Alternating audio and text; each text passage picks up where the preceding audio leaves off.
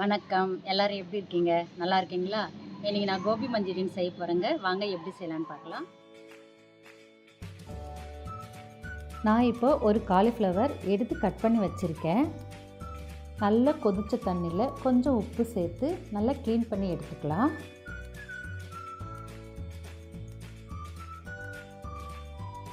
ஏன் நம்ம சுடு தண்ணியில் காலிஃப்ளவர் சேர்க்குறேன்னா அதில் இருக்கிற சின்ன சின்ன புழு பூச்சிகள்லாம் இருக்கும், அதெல்லாம் இறந்துட்டு மேலே வரப்போ நம்ம ஈஸியாக வாஷ் பண்ணி எடுத்துக்கலாம். காலிஃப்ளவரை ஒரு 2 நிமிஷம் வேக வச்சு கூட செய்யலாம். ஆனால் நான் வேக வச்சுலாம் செய்யலை, சுடு தண்ணியில் போட்டு மட்டும்தான் எடுத்திருக்கேன். நீங்கள் செய்கிறப்ப வேக வச்சு செஞ்சாலும் செய்யலாம், ஆனால் ரொம்ப நேரம் வேக விடக்கூடாது. நல்லா வெந்துடுச்சுன்னா உங்களுக்கு காலிஃப்ளவர் சரியாக வராது வறுக்கிறப்போ. இப்போது க்ளீன் பண்ணி எடுத்துட்டோம். அதில் தண்ணி இல்லாத அளவுக்கு நல்லா வடிகட்டி வச்சுக்கணும். ஏன்னா நம்ம மாவெல்லாம் சேர்க்குறப்போ குழப்பாக ஆகிடும். அப்போ காலிஃப்ளவரில் மாவு ஒட்டாத அளவுக்கு ஆகிடும், தண்ணியாக ஆகிடும். இப்போ 1 ஸ்பூன் மைதா, 2 ஸ்பூன் கார்ன்ஃப்ளவர் மாவு,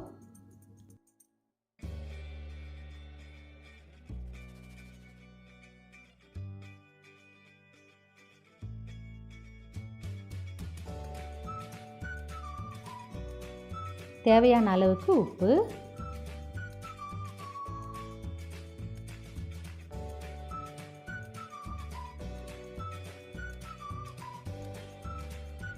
ஒரு ஸ்பூன் அரிசி மாவு, தேவையான அளவுக்கு எலுமிச்சம்பழம் சாறு, எல்லாத்தையும் சேர்த்து நல்லா கலரி வச்சுக்கலாம்.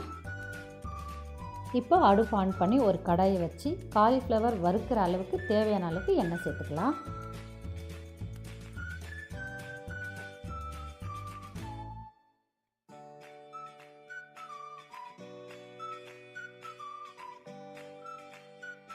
இப்போ எண்ணெய் நல்லா சூடாயிடுச்சு. காலிஃப்ளவரை ஒன்று ஒன்றா போட்டு வறுத்து எடுத்துக்கலாம். எண்ணெய் நல்லா சூடாக இருக்கணும், அப்போ தான் நம்ம காலிஃப்ளவர் போடும்போது ஒட்டாமல் வரும்.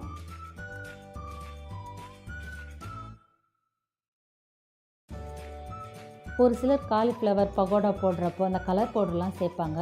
அது சேர்க்கணுன்னு எந்த அவசியமும் இல்லைங்க. அப்படியே வறுத்தாலே அது நல்லா தான் இருக்கும். பாருங்கள், எதுவுமே ஒட்டலை, நல்லா வறுந்து வந்திருக்கு. இதே மாதிரி எல்லா காலிஃப்ளவரையும் நம்ம பொரித்து எடுத்துக்கலாம்.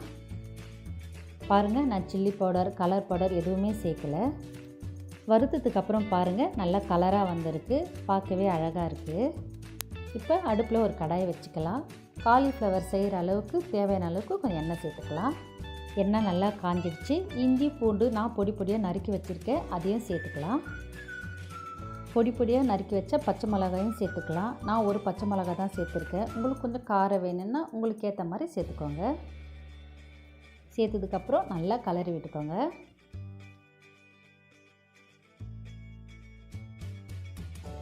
பொடியாக அரிஞ்சு வச்சுருக்கிற வெங்காயத்தையும் சேர்த்துக்கலாம். வெங்காயம் நல்லா பொடி பொடியாக அரிஞ்சு வச்சுக்கோங்க, அப்போ தான் நல்ல கிரேவியாக வரும்.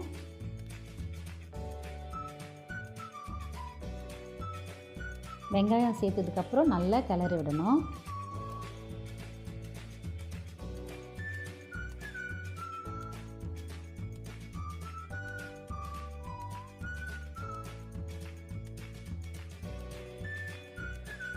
இப்போ வெங்காயம் நல்லா வதங்கிடுச்சு. இப்போ 2 ஸ்பூன் டொமேட்டோ சாஸ் சேர்த்துக்கலாம். 2 ஸ்பூன் ரெட் சில்லி சாஸ் சேர்த்துக்கலாம்.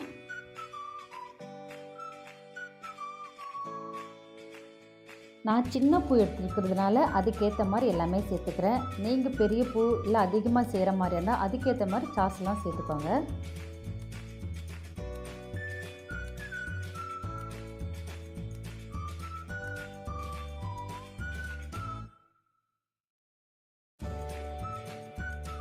ரெண்டு ஸ்பூன் சோயா சாஸ் சேர்த்துக்கலாம். எல்லாமே சேர்த்ததுக்கப்புறம் நல்லா கிளறி விடுங்க. நான் சுகர் போடலை, உங்களுக்கு தேவைன்னா கொஞ்சமாக சேர்த்துக்கோங்க.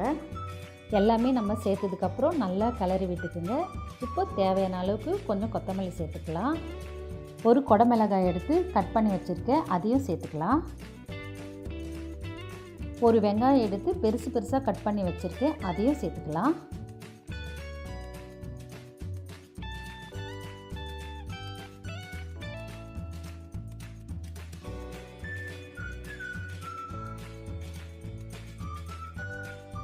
எல்லாமே சேர்ந்ததுக்கப்புறம் நல்லா கிளறி விட்டுட்டு மசாலாவுக்கு தேவையான அளவுக்கு கொஞ்சம் உப்பும் சேர்த்துக்கலாம்.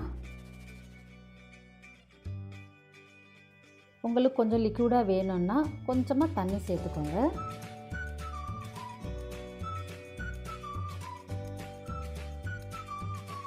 இப்போ 1 ஸ்பூன் கார்ன்ஃப்ளவர் மாவு எடுத்து தண்ணியில் கலந்து வச்சுருக்கேன், அதையும் சேர்த்துக்கலாம்.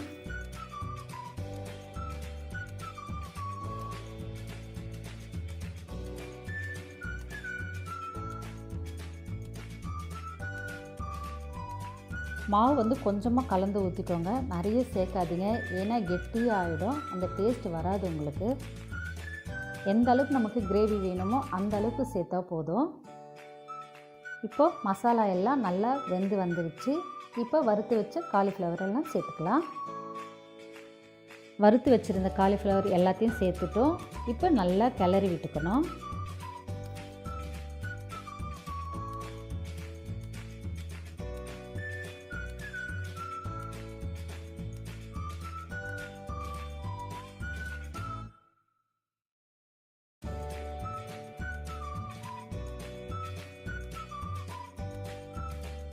எல்லாம் சேர்த்ததுக்கப்புறம் உப்பு இருக்கான்னு பாருங்கள். உப்பு இல்லைன்னா தேவையான அளவுக்கு உப்பு சேர்த்துக்கோங்க. பாருங்கள் எவ்வளோ சூப்பராக ரெடியாகி வந்திருக்கு, பார்க்கவே அழகாக இருக்குது.